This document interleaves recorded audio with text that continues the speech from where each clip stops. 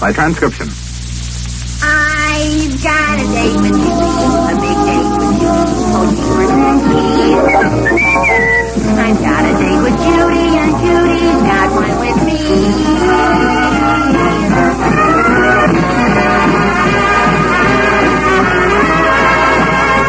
The American Broadcasting Company presents A Date with Judy, starring Louise Erickson as Judy and John Brown as fathers.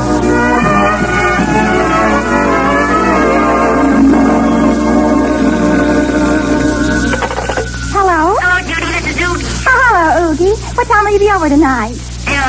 About tonight, Judy. Well, we men were kind of planning on going bowling. Stag, of course. Just we men. And I wondered, of course, if you'd rather I didn't. Oogie, dear, you don't have to say another word. Of course I want you to go out with the boys. After all, no matter how glamorous we women are, you men need the companionship of other men. That's right, Judy. Oh! What's the matter? You agreed with me.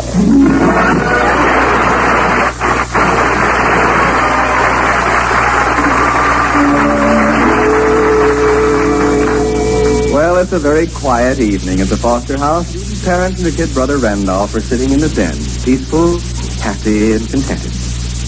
Delvin.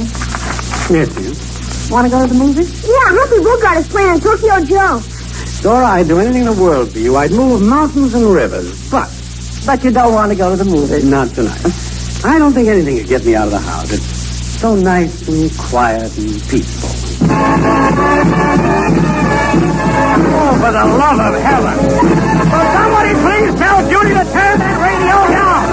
Will somebody please tell Judy to turn that radio down?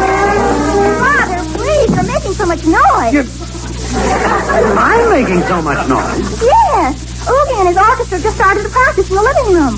Oh, I thought you turned the radio on in there. Why do Oogie and his orchestra always have to practice in our house? Oh, they don't always, Father. They usually practice at Oogie's house, except when his father has one of his headaches. You know how Mr. Pringle suffers from headaches, dear. And I know how he gets them, believe me. There, Judy, is anything? Oh, hi, everybody. Good evening, Oogie. Hello, Oogie. Hi, Maestro. Gee, Mr. Foster, I owe you an apology. Well, I'm glad. I didn't know you were home, or I would have invited you in the other room so you could have heard us better. I heard, Oogie, I heard. Well, I got a treat for you now. Judy, in honor of you letting us practice at your house, Yes, Oogie? Oogie Pringle and his high school hot licks will now do a rendition of the song that I wrote especially for you. Oh, no. With vocals sung by Oogie Pringle personally. Okay, fellas, come on, everyone. Good night, everyone. Randolph, where are you going? I just remembered a previous engagement, which I'll make as soon as possible. Come back here this minute. All right, Oogie, we're all here. Okay, Judy. Oh, Stinky. Hello, Jojo. Okay, here we go, fellas. A 1, a 2. I'm not a wolf, I never flip, I do not twerk. I'm not the least stinky. I'm not a wolf, I'm just a drip, a little squirt. But there's a beast in me. Oh, is that when we were here? I got a date with Judy, a big date with Judy. Oh, jeepers and jeepers. I've got a date with Judy, and Judy's got one with me. My heart is shooting rockets, there's dough in my pockets, I'm high as a kite. I've got a date with Judy, and Judy's mine for tonight. Thank you very much, Judy. That was My manly lure, my wild amour, I'm holding in reserve. I cannot wait to osculate, but will I have the nerve? I've got a date with Judy, I snagged one with Judy, oh jeepers and jeez. I've got a date with Judy, and Judy's got one with me.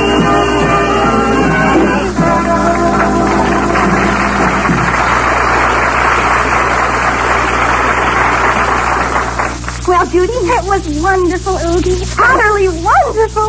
Mr. Foster, how did you like it? Utterly. Thanks. Then I'll do the second chorus for you. The second chorus? Yeah. Okay, fellas. Dora. Yes, dear. Let's go to the movies.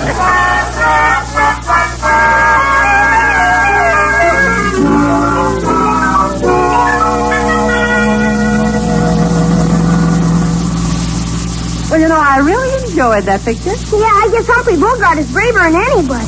Man put out of his own home. Out of his own home. Oh, now, Melvin, when Judy was born, you know we said many times that our house would always be open to anyone she wanted to bring into it.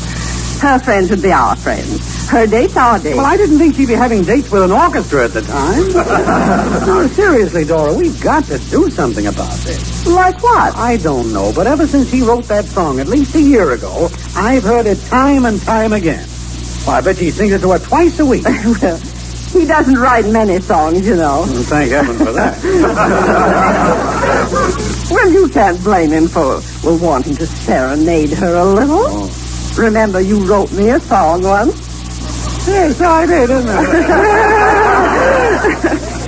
And you and your fraternity quartet used to come around underneath the dormitory window and sing it to me at least once a week. Yeah, that was the song, Dora. Yes, it was. Yeah, certainly can't compare that with I've Got a Date with Judy. Well, my song didn't sound just like every other song. It had some originality about it, some imagination. My song is different. Yes, indeed.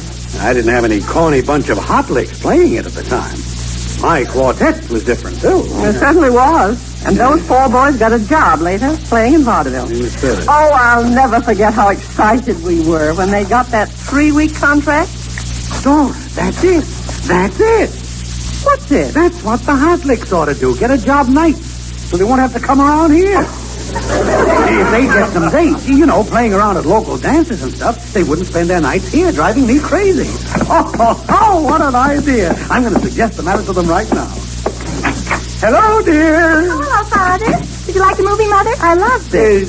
Where'd Doogie go, Judy? Oh, he and the boys went home. They did? Mm-hmm. And I don't like to say this, but you certainly weren't very charming to them. I wasn't charming to those fine, professional-like performers? To those what? Why, I mean, those boys ought to go professional. They're too good to be amateurs. Oh, whoever hears them. Well, I do. Yes, Randolph, you do, but the world. Has the world ever heard? Oh, it's true that they play at the high school dances 3 times a year, but outside of that, what? Well, what should they do? Why, those boys ought to be playing professional dates at parties and bazaars and dances. Why, there are loads of things that need orchestras right here in this town. I'll bet you if Oogie went about it properly, he could book his band every night of the week. Father, what a brilliant idea. Brilliant. Yeah, it is, isn't it? I wonder why it never occurred to me. Oh, how could I have missed it? It's been right here all the time under my nose, staring me in the face. Doesn't that make you a little cross-eyed?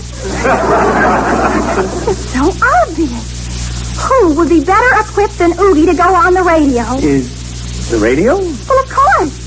As you said, why should he be wasted? The world should hear him, the world. But, Judy, a person just can't go on the radio helter-skelter just because he wants to. A person has to have a sponsor. Oh, don't worry about that, Father. Oogie will get a sponsor. How? Well, there's nothing to it, Randolph.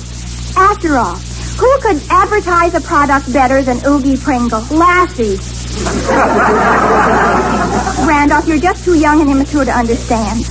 Yes, indeed. I know just the man who'll be only too happy to sponsor Oogie Pringle in his high school hot lick. Who? You. Me? Oh, for the love of heaven.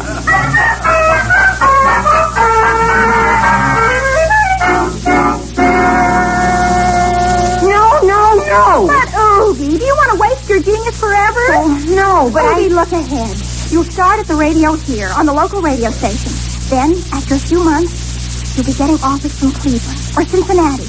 And then, who knows, maybe New York, Paris. You lead a fascinating, sophisticated existence. The friend of great opera singers, of famous composers, of song pluggers. Which would you rather be? A little frog in a big puddle, or a big puddle in a little frog? Oh, Oogie. Why, it'll be the making of you. You'll be famous. I don't want to be famous, Judy. It might come between us. Come between us? Well, sure. If I get as successful and fascinating as you say, why, I'm liable to turn women's heads. You wouldn't want that, would you? I can face the future unabashed, Oogie. Why cannot you? Because I'm very fond of the present. I am willing to risk losing you. I am willing to make that sacrifice for the sake of your fame. But, Judy, even if I say I'm willing to go on the radio, I couldn't without a sponsor. I know, and I tried to get you one. So far, unsuccessfully. But I'll succeed ere long. You actually get somebody to pay me for playing? Of course. Oh, by the way, how much would you want for you and the boys? I don't know. Remember, don't make yourself too cheap. One should always hold one's talents dear. Oh, it's true, isn't it? How much would you want, Oogie dear? How about $5 a week? Very well. Now that the financial figure has been decided upon, I will now go out and get you a sponsor. And no matter what doors of big important men I shall have to break down, never fear, I will get you one.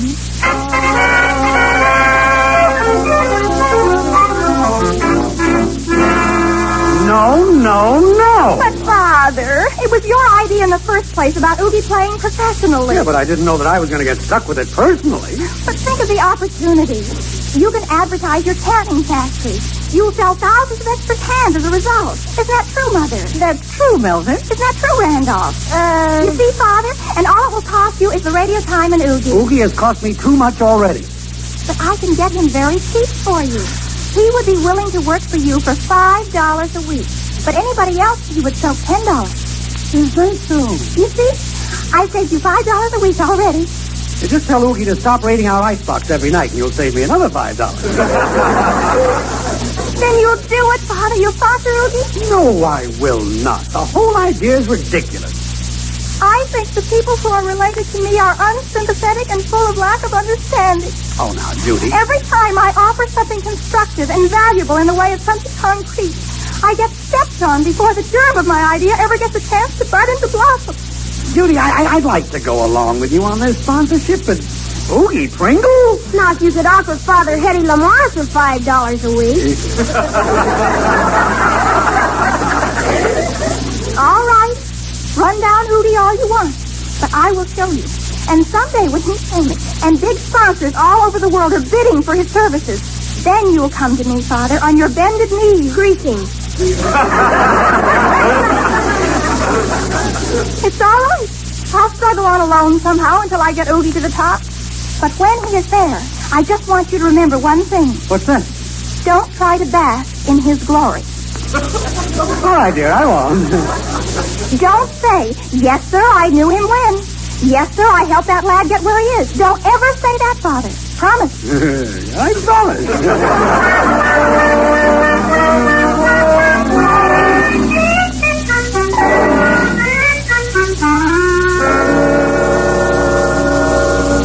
Have you tried at Emerson's hardware shop, Judy? Yes. Well, what about Henry's Coke and Phosphate Parlor? I tried it. Well, that about washes up everybody, doesn't it? Yes. But I haven't given up yet. I am still going to get you a sponsor. After all, I've still got an ace up my sleeve. You have? Yes. Your father. My father? Oh, no, Judy. No, I have a suspicion he doesn't think too highly of my talents. Oogie Pringle. If I were you, I'd have more faith in my own father. Well, I had faith in yours, and look what happened. We won't speak of my father, Oogie. But my goodness, if your father isn't able to estimate your genius, who would be? Well, I don't know, but it wouldn't be my father.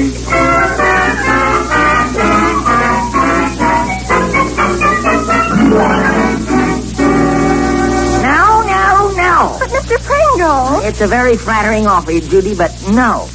You just don't know what you're turning down. Yes, I do, Judy. I know it only too well. Well, Mr. Pringle, I'm very sorry you feel this way. You're making a big mistake not sponsoring Oogie, but I'm going to make him a success in spite of you. Well, I can't help but admire your spirit, Judy. It's all right, Mr. Pringle. Don't be unhappy. I'll manage without you. Judy, I was just wondering, if the hot licks are on the radio, I wouldn't have to turn it on, would I? Turn what on? The radio. Well, no, if you didn't want to. And if Oogie and the boys had a job on the radio, maybe the local station would let them do their practicing there instead of here at my house? Why, I guess it would. You know, it might be worth $5 at that. Oh, Mr. Pringle, I knew you'd come through. I knew it. I knew if anybody would be able to see Oogie's genius and talent, you would. Yeah.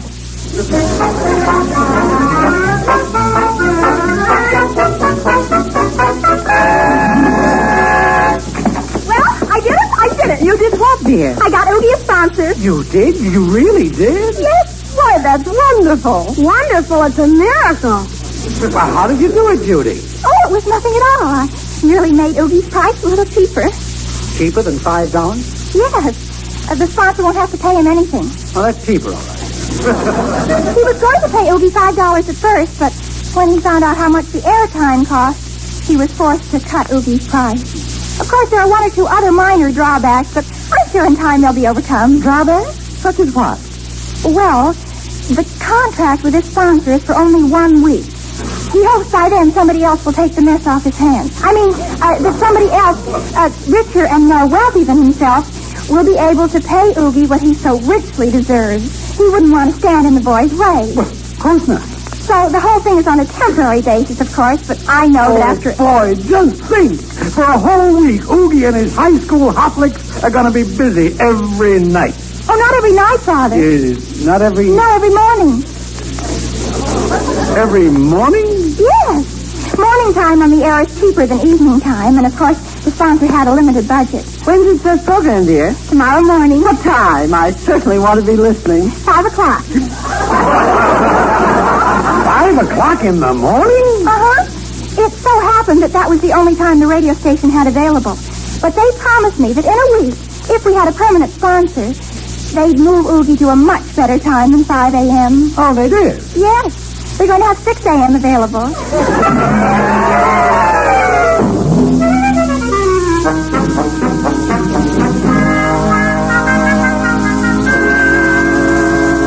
Wake up, Randolph, wake up. Do I have to? It's 4 a.m., Randolph. 4 a.m. Good night, Judy. Now, don't get back under those bedclothes. You promised to help me. I was out of my mind at the time.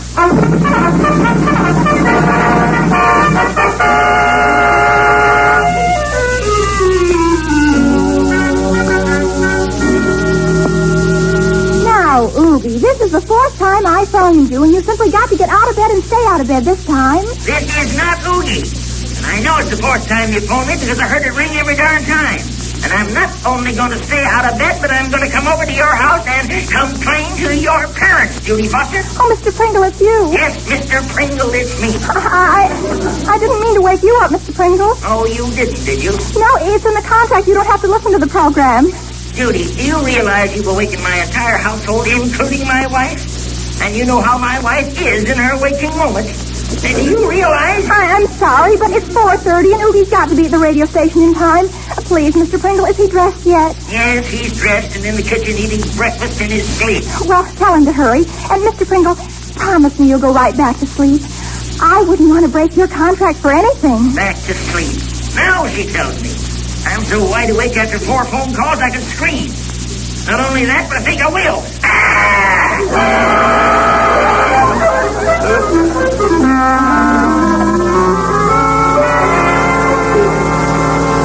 Mother, wake up, please. Oh, Judy.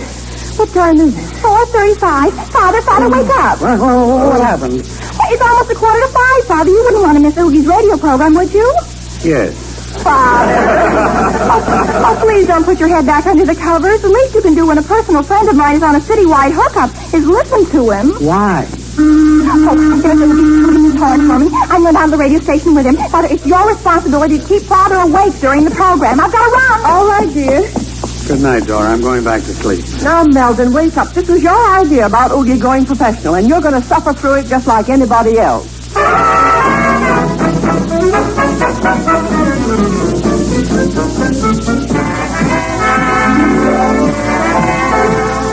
got a date with Judy. And Judy got one with me. Some song. If I couldn't write a better one than that. And that was a little number entitled I've Got a Date with Judy, played by Oogie Pringle and his high school hot licks, written by Oogie Pringle, arranged by Oogie Pringle, sung by Oogie Pringle, and conducted by Oogie Pringle. Oh, Melvin. Now this is Oogie Pringle signing off for now. Good night. Good morning. Now, Dora, may I please go back to bed? Now, Melvin, the show wasn't so bad. No, nothing that a bottle of sweet air couldn't fix.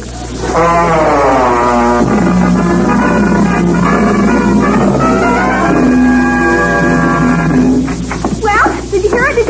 Yes, we heard it. What did you think of it? I thought it was marvelous. Sensational. Father? Ooh. Father! You didn't like it, Mr. Foster? Oh, now, don't worry, Oogie. He was just in a bad mood because he had to get up so early to listen. Randolph, did you do what I told you to? Yeah, and I'm sure that nobody in town will ever speak to me again. Why? What did you have Randolph do? Oh, I had him call up all our potential sponsors before the program this morning and remind them to be sure to listen. Randolph? You woke them at that hour of the morning to listen to Oogie? Yeah. You know, I heard some of the most interesting remarks I ever heard in my life. Well, I should think so. Do you think any of them listen, Judy? Of course, Oogie. Why, every businessman in town will be clamoring for you. Yeah? Just you wait. Pretty soon that phone will start ringing. We'll have more sponsors and we'll know what to do with. And when I walk down the street, people will say, there she goes. That's the woman behind Oogie Pringle. Oh, Judy, I wouldn't let you walk behind me. Oogie, I mean that people will realize that it was I who pushed you forward. Oh, you'll be rich. Fabulously rich. Oh, boy. Oh, now, look, kids, I don't want to be a wet blanket, but I don't want you both to have your hearts broken either. What do you mean, Father? Well, I think you're wrong to build Oogie's hopes up like this. When no one calls to buy the program, he's going to be pretty disappointed. Father. Honey, I don't mean to be unkind. I just don't want you and Oogie to expect something that won't... Well, I happen to be a pretty good judge of what the public wants in the way of entertainment. And much as I hate to say it, Oogie's show simply isn't what the phone, public... I'll get it. What? Hello? Yes, this is Judy. What? Really? Really? Oh, that's wonderful. Goodbye. Who was that, Judy? That was Mr. Emerson. He wants to sponsor your program for his hardware store. Oh, boy. Well, that's wonderful. Well, Father? Ed Emerson, huh? Well, he was never very bright. Oh, I'll get it. Hello? Yes, this is Judy Foster, manager of Oogie Pringle and his high school hot licks. Oh, yes. I'll be enchanted to discuss it with you. Yes, this afternoon at 3. Thank you. Goodbye. Who was that, Judy? That was Mr. Sam Briston. He wants to sponsor you for his moving picture cameras. Well, I'll be.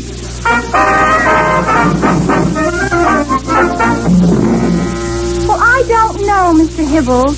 You see, we've had so many offers, Very well, I'll be enchanted to discuss it with you. Yes, this afternoon at 4. Thank you. Goodbye. Who was that, Judy? That was Mr. Hibbles. He wants to sponsor Oogie for his plumbing store. He says he's willing to plunge.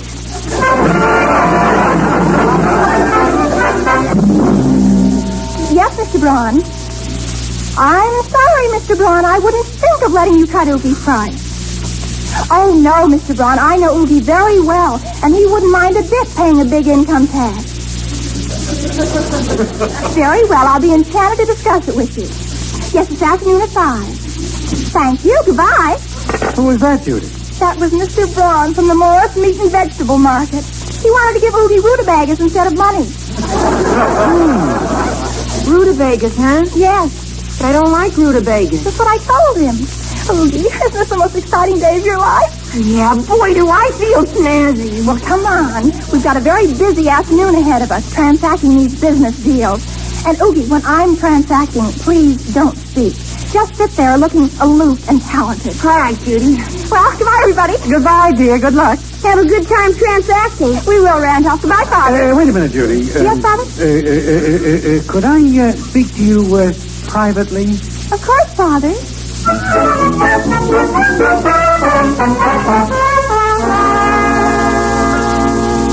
Well, I'm very sorry, Father, but you're much too late.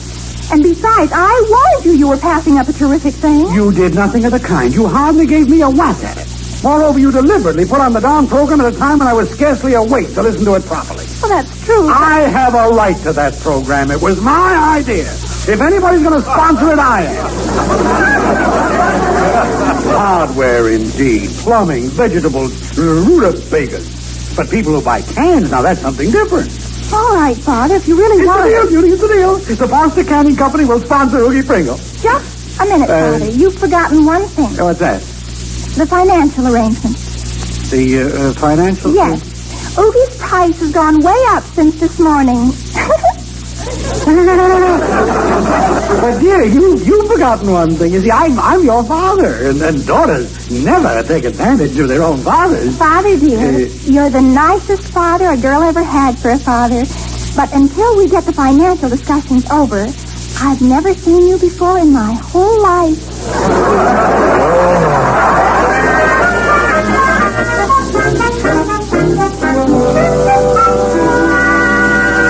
Wake up, Dora, wake up. Oh, all right. We haven't very much time. Come on, Randolph, wake up, wake up. All right, Come on, Father. the program will start in just a few minutes. These hours will be the end of Did it. you turn the radio on, Dora? Yes, Let me see. I want to make sure you got the right station. Yeah, this is it. You know, I'm a little nervous. The Foster Canning Company, quarter hour. Quiet, everybody. Here it is. Sponsored by the Foster Canning Company, Melvin Foster, President. Foster Canning Company. Buy your pen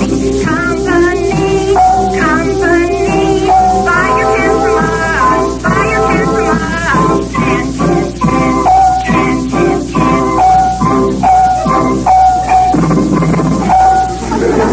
Good morning, friends. This is Oogie Pringle to bring a little happiness into your home on behalf of the Foster Canning Company, Melvin Foster, President. We can, so why should you can when we can? And now, Oogie Pringle and his high school hot licks will play a number never before heard by anybody. Written by Melvin Foster, President.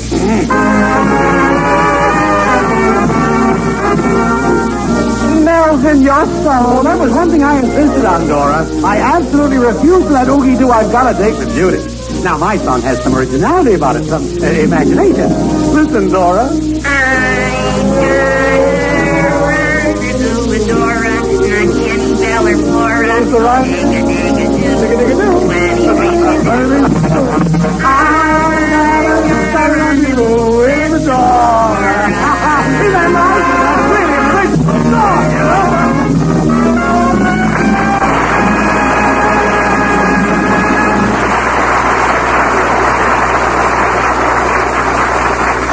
Ladies and gentlemen, my daughter Judy will be back in just a moment. But I thought you might be interested to know what Mrs. Foster and myself have taught our children about religion. Our nation was founded on faith in God, and we know that freedom to worship constitutes a precious national heritage. Faith stabilizes a family and holds it together. We think a family which attends its church or synagogue is a happier family. And now I think I hear Oogie driving up. I know I hear her.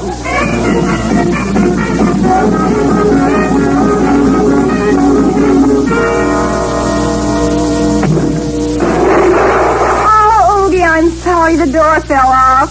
Oh, that's all right, Judy. What are cars to me? Pretty soon I'll be able to have one for every day in the week. Oh, yes, Oogie. And maybe two on Sundays. That's right, darling. And I've got you to thank for it. Oh, Oogie. If you hadn't made that wonderful deal with your father, where would I be? Just where would I be? Well, even though he is my own father and related closely, I tried to make a good financial arrangement for you. And you did. Boy, imagine getting $1,000 a week. Yes, isn't it wonderful? There's only one thing.